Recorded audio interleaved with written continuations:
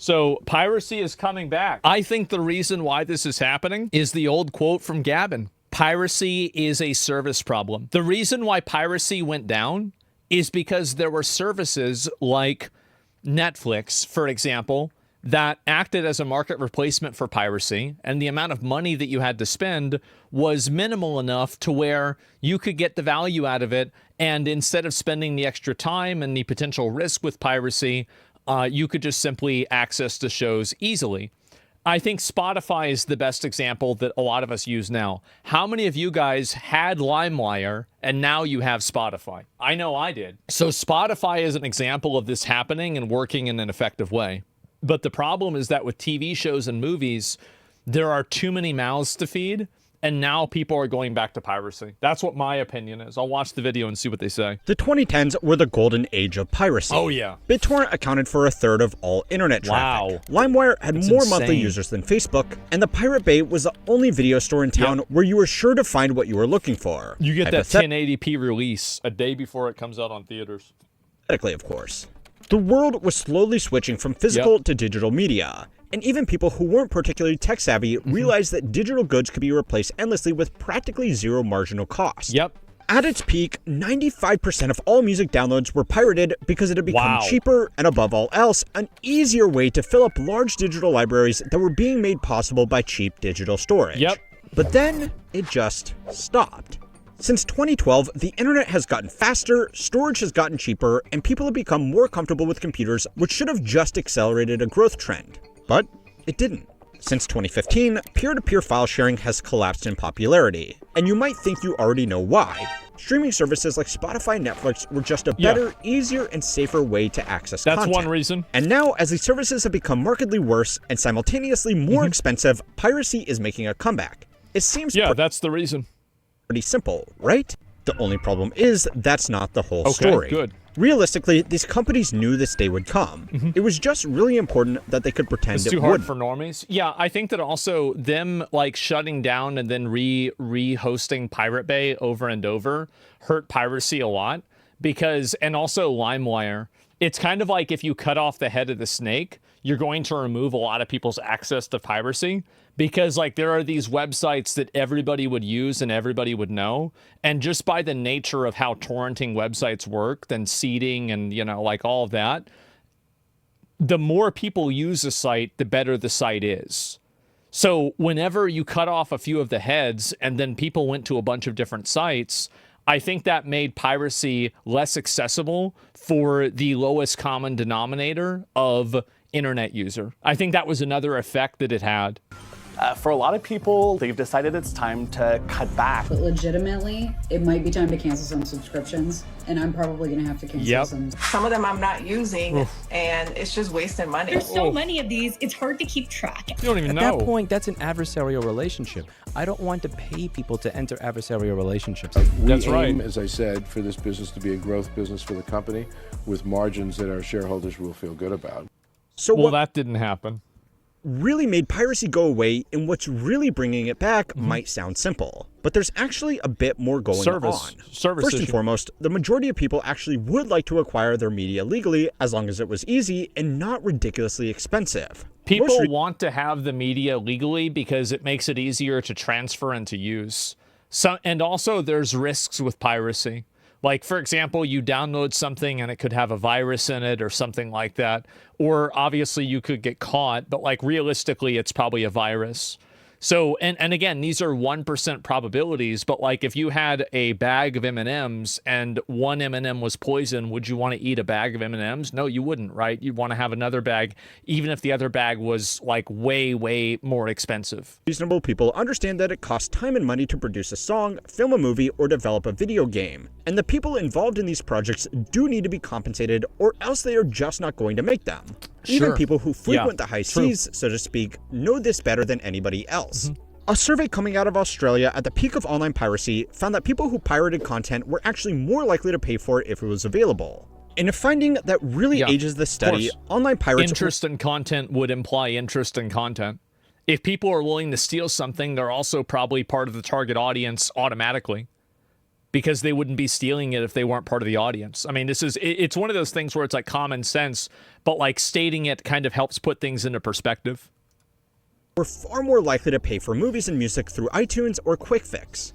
This was because people who pirated content were just more likely to consume content overall, and most of them would only make the trip to the Bay if they couldn't find what they were looking for more legitimately. Yeah. So there were two things that changed after 2013. Sure, there were a few high-profile crackdowns on some of these sites, but even the regulators themselves knew they were just playing a game of whack-a-mole. Yeah. One of the most downloaded files on the Pirate Bay was the Pirate Bay, a complete copy of the site with all of the addresses that could be set up by basically anybody with some basic server hardware in the event that the authorities took down the original site. Yep. But then came along the streaming sites that, thanks to faster internet speeds, could let users watch content on demand without granting them direct access to digital files which could then be copied and shared illegally. The big thing. And the fact is that like Netflix is a better service than using Pirate Bay. It is. It's a better service. You get a higher quality product on average. There's no watermarks. There's a lot of, like, it's a better service. It's the same as Spotify. Spotify is a better service than Pirate Bay was. I don't know. Like, I mean, so you like, you're right in terms of the breadth of content, but I don't think that you're right in terms of the quality of the individual content. Was that these options were just so easy compared to piracy, and so cheap compared to buying songs or movies one by one that it just didn't really make sense to bother with anything else. Nowadays, that's clearly changed. There are dozens of streaming services that are each getting more and more expensive every year. The movies and shows that you watch are This is crazy. This is insane. This is like we've gone full circle, and now we're all the way back to cable. Quality is worse. Well, again, like, so quality, you're thinking about quality in terms of video quality. I'm thinking about quality in terms of aggregation. I'm thinking about quality in terms of being able to give recommendations. I'm thinking about quality in terms of usability, quality in terms of finding files. All of these things. And again, guys, I understand a lot of everybody, almost everybody in here, like, we're all internet Andes, right? Like, we're on the internet all the time. We're talking on the internet constantly, doing stuff constantly. I think that you really downplay the value that an average person gets out of having a self-contained system. You really, really downplay it. And I think Apple, you know, Steve Jobs understood that. That's why he was such a great visionary. And that's why the iPod was so successful and it blew everything else out of the water. Its usability is something that is actually a massive accessibility issue, and it cuts out so many people that you just never even see. It's about convenience, yeah. Split up over different providers, the services themselves are getting worse by introducing ads and pushing less relevant content, and on top of all of that, it's just not that easy anymore. Even individual TV shows have certain seasons split up over different streaming services, and the first step in sitting down— what? The same show is on multiple streaming services with different seasons? Is this true? Oh my God. To watch a movie these days is what to a Google scam. what That's streaming insane. service I've has never the heard of that. 1984 release of Gremlins, and if you're unlucky, what streaming service plus what VPN combo will get you the movie you want to watch. Yeah. If you're already going through all that effort, it gets really tempting to just replace streaming services with your port of choice, because in most cases, it will just be easier. Yeah. So yeah, streaming services were cheap and easy, which killed the need for piracy. But then they slowly became expensive and terrible, which brought it back. Pretty straightforward, right? Exactly. Wrong. It's easy to write this whole thing off as just dumb companies being needlessly greedy to their own peril. Yeah. And while that's definitely part of the problem, think. there is a lot more to it than that. What is it? Music streaming by comparison is decent. There are multiple services, but almost all of them have almost all of the music that you would possibly be looking for. And also you can import your own music as well.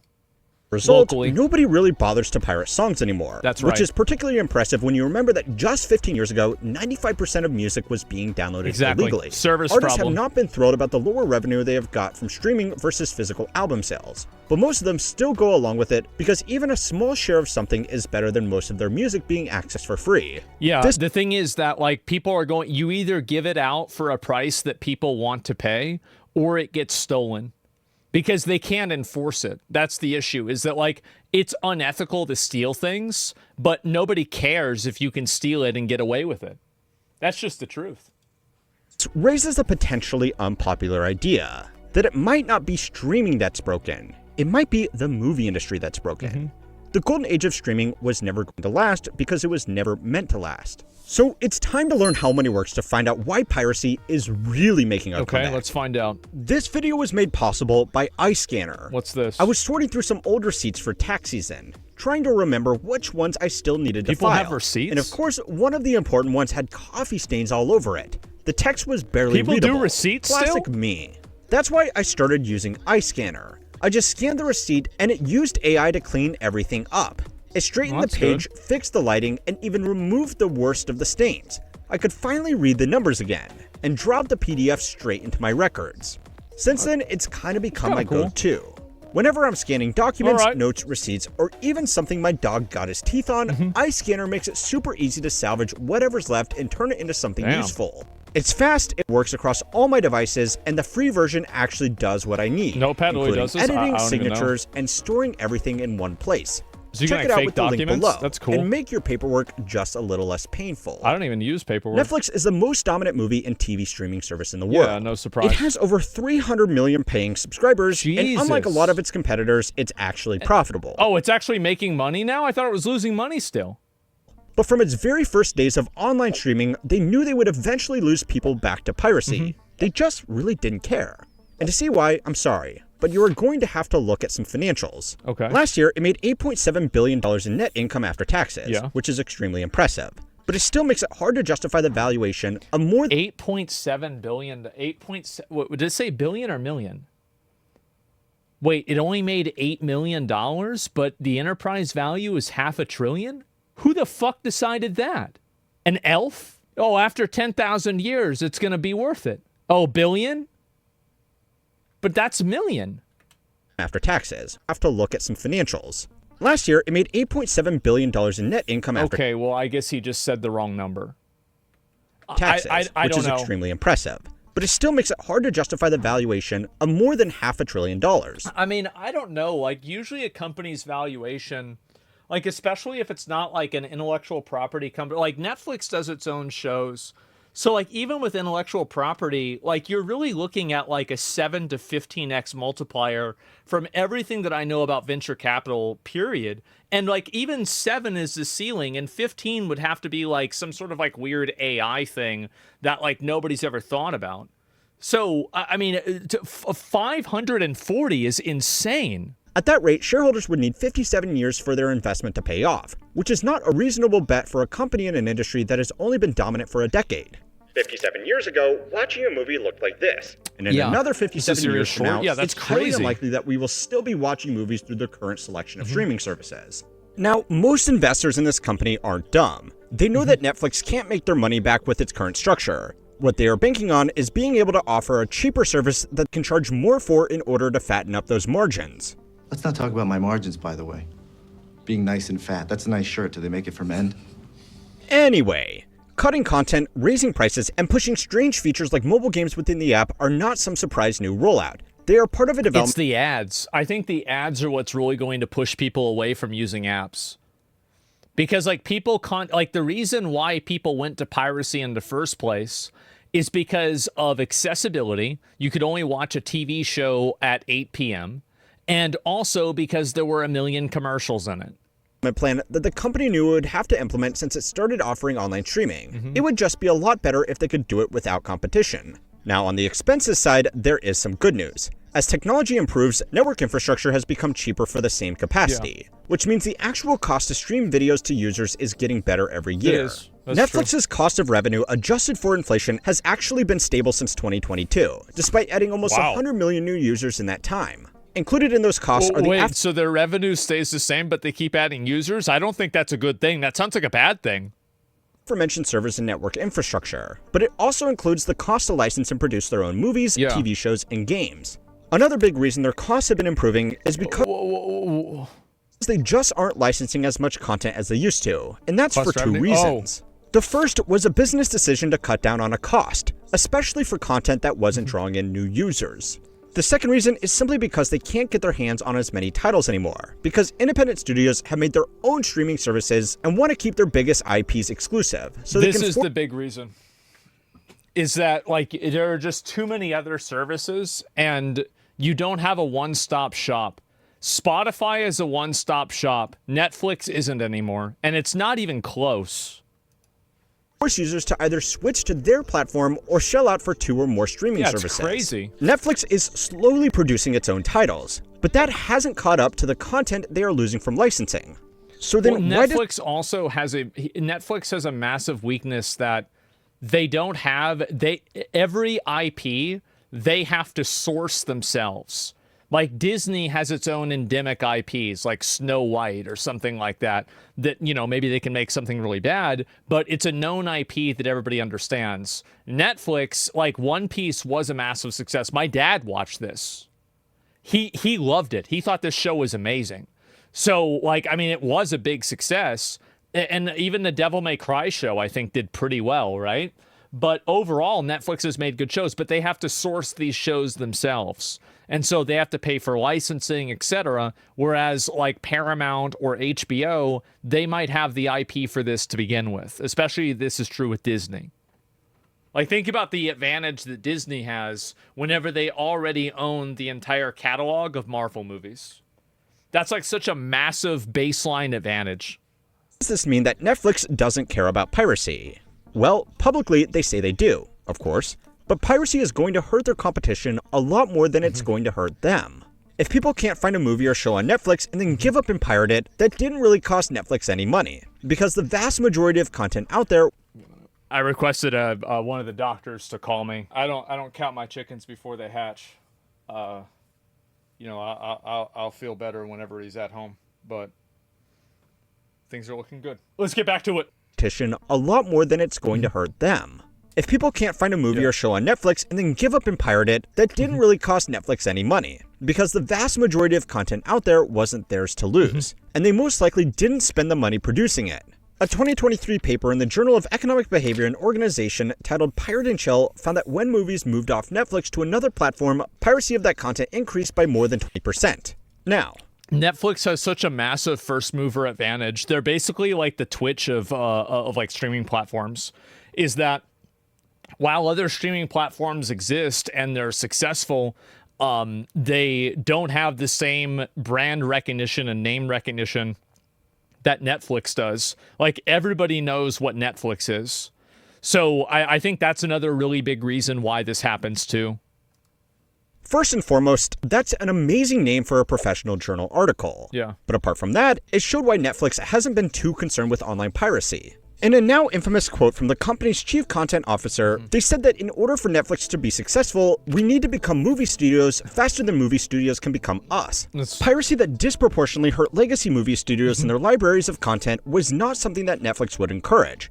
But behind closed doors, they certainly weren't too sad it was happening. Another way to think about this is that obviously Amazon isn't encouraging shoplifting, but it's a problem that hurts their competition far more than it hurts them. LA POV, I guess. I mean, they're right. Obviously people like what Netflix is saying is that they have a lot of like smaller shows that don't have like a huge amount of like they're not super well-known shows. So they're going to be less people pirating them.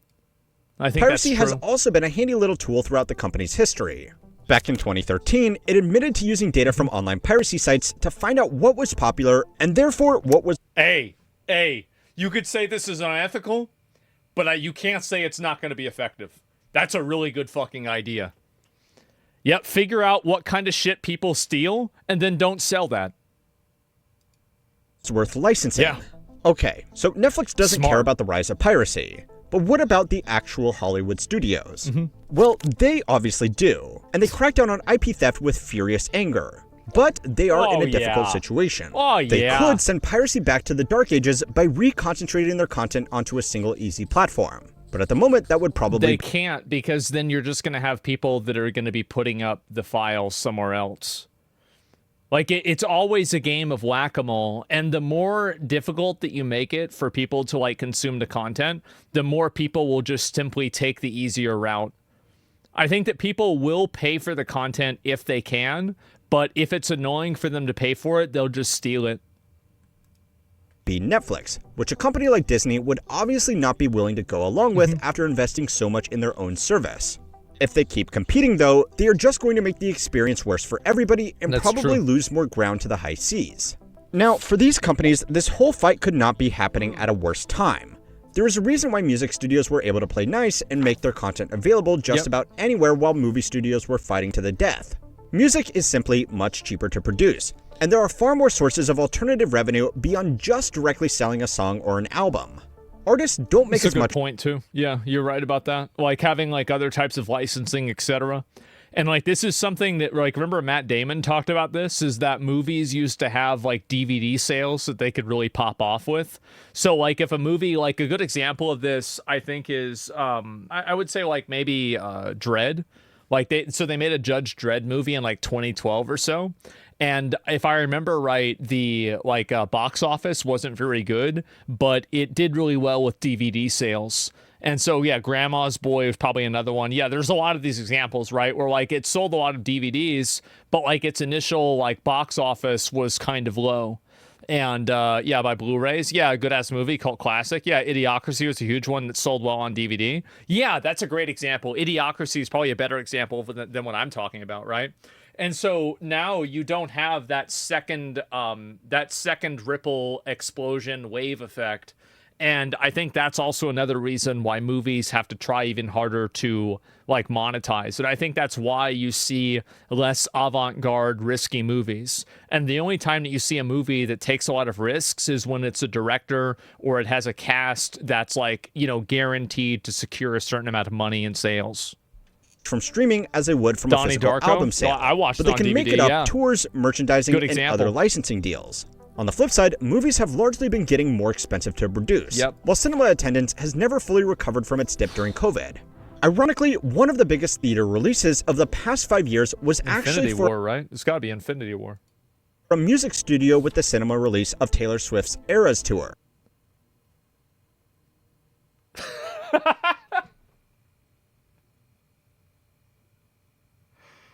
Oh, God. Somebody's going to stop these white girls.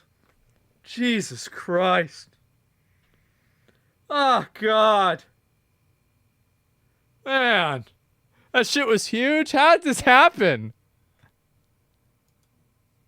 In the past, poor box offices wouldn't matter as much, because mid-budget movies could make a lot of their money back through DVD sales. Hey! But obviously, that's not really a thing anymore. Yeah. So studios have put even more effort into pushing their streaming services to eventually make back the difference. Yep. It's a bold strategy, and there are hundreds of billions of dollars in market cap at stake. So executives really want to pretend that eventually it'll work out.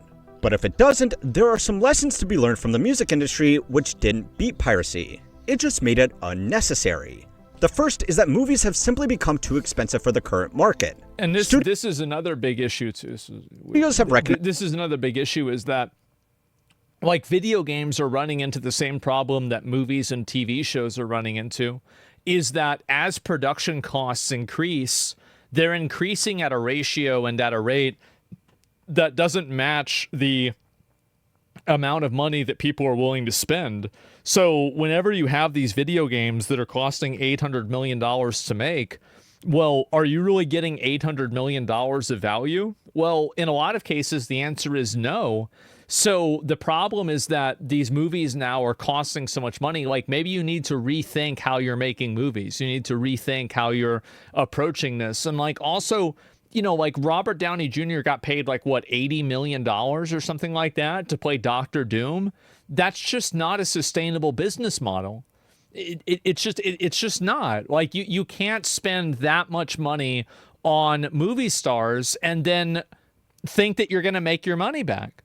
Like, and also like, I'm not like, I love Robert Downey Jr. I think he's a great actor. He's amazing, but it's just, this is not a good business decision. That's all. It's just not a good business decision. And you can't make your fucking money back. Yeah, paving the way for AI videos. Well, that's what's going to happen a lot. Check The Rock's salaries. I bet he makes a ton of... Absolutely. It's unbalanced. Yeah, it's a broken system. 100% it is. They're definitely getting that value. They're not corrupted by ideologist directors. I don't know. I feel like there's a lot of movies. Like, here's another really good one.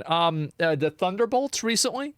I think that's a movie that, you know, a lot of people said was surprisingly very high quality and it was a good movie. I didn't watch it, so I'm only speaking in secondhand. But the box office sales for the movie were below average. That was it sucked ass. Well, I don't know. Like, I mean, I maybe best movie since Endgame. Yeah, so a lot of people, it's still bombed. Yeah, exactly. Seems like you guys are a little bit more split on it than what I've seen popular opinion being. Okay, that's fair. But either way, a lot of these movies, like, they just don't really sell very well. And I think they're investing too much money into these movies in general. And I think also, you know, like, you go back and you think about a lot of the older movies, like, like, just Good Will Hunting, for example, right? Like, how much production value did you really need in that? You didn't need a huge, insane amount of production value. And I think that movies now, like, you don't have to have Michael Bay explosions and all of this crazy stuff happening. Yeah, that's another great example. Bro, Clerks. They couldn't even afford color fucking cameras. It's in black and fucking white. And they just went and made a movie and it was massively fucking successful.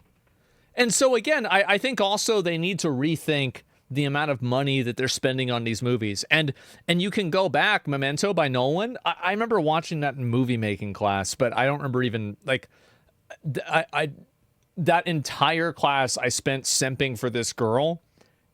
It didn't work. Anyway, so that's yeah. So I did not even pay attention to that movie at all. And yeah, let's see here. Money makes it there. Yeah, exactly right. Paranormal Activity 1. Yeah, and there's plenty of examples of this. Napoleon Dynamite, another great example. So they need to rethink how much money they're spending on movies in the same way that developers for video games need to rethink how much money they're spending on games. If you're investing this much money into something, you can't afford for it to lose, and you can't live, like, whenever you're dealing with entertainment products, you can't deal in absolutes. You can never guarantee something is going to be a success like this.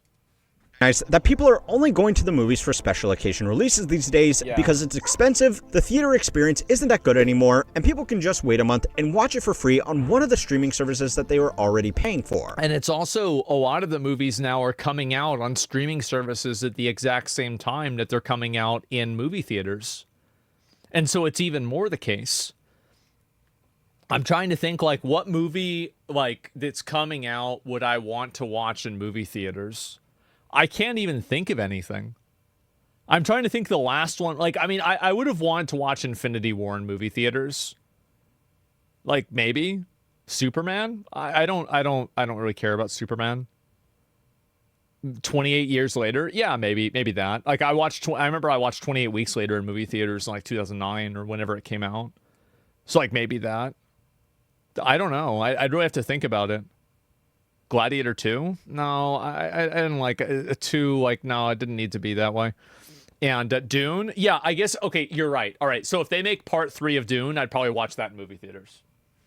That would be the next one. Instead of making the whole thing cheaper and putting less of their eggs in a single basket, they have doubled down on producing mega blockbusters. Of the 20 most expensive movies ever made, 19 of them came out in the last 10 years after streaming was already mainstream. These figures also only count the production budget, not the marketing budget. And on the revenue side, the box office doesn't... And by the way, marketing budget for these is sometimes like hundreds of millions of dollars. It's not like marketing is small. It's a huge component. Include the share paid out to movie theaters. With even extremely generous estimates of those arrangements, only about half of these releases made their money back. And some in particular, like the Marvel's Snow White, Dial of Destiny, and the latest Mission Impossible movie, are shaping up to be catastrophic losses. So far, studios have been able to justify these flagship productions to their investors by talking about their IP value, which can later be extracted by bringing in customers. Yeah, Ironheart, bro. Like, how's that going? Not so good, huh? To their streaming platforms. But that isn't really happening. Customers who join because they want to watch a single movie didn't tend to stay subscribed for very long compared to those who enjoy a deeper library of mid-budget movies or TV shows. I don't know about you, but I tend to take my subscription to whatever streaming service is hosting The Office this month. These huge productions also put more strain on the business as these losses have to be made up somewhere. And that I've always, like, I just have a subscription to, I have, like, Crunchyroll, and Oh, I got Netflix. And that's about it. Like, I don't really have a lot of these. More often than not, increased prices, more ads, and worse overall service. Yeah, if it's not on there, now, I just I would don't forgive watch you for it. not feeling too sorry for Hollywood studio executives, but they are really in a no-win situation here. The harder they push back against the changing media landscape, the harder they push people towards the high seas. Yep. So anyway, now might be a good time to shamelessly plug that these videos are being made available ad-free on Spotify. So if you would prefer to listen in or watch it over there, I have left a link in the description. Yeah, Spotify is doing what they need to, what movies need to do. Because Spotify is like Steam. It prioritizes the user experience. And when you prioritize the user experience, you control the market. The moment that you start making content and developing your commercial product for the best interest of the people that are making money off of it is the moment that your commercial product begins to fail, because you've lost connection with your actual audience here. If you think it's just streaming services that have been getting so bad, go and watch this video next to find out why making junk makes so much money.